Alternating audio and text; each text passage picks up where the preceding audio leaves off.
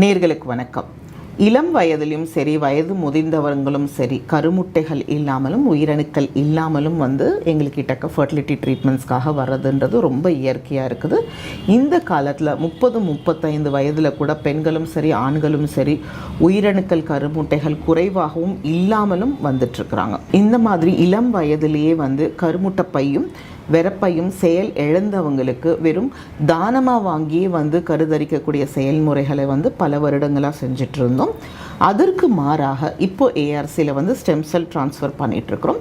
Stem செல்ஸ்ன்றது ஒருத்தருடைய ரத்தத்திலிருந்து எடுக்கக்கூடிய அணுக்களை கொண்டும் வெலா எலும்பிலிருந்து எடுக்கக்கூடிய அணுக்களையும் அவரவருடைய கருமுட்டை பையிலையும் அவங்களுடைய வெறப்பையிலையும் செலுத்துறதுனால புதிதாக கருமுட்டைகளையும் உயிரணுக்களையும் நம்மளால் உற்பத்தி செய்ய முடியுது.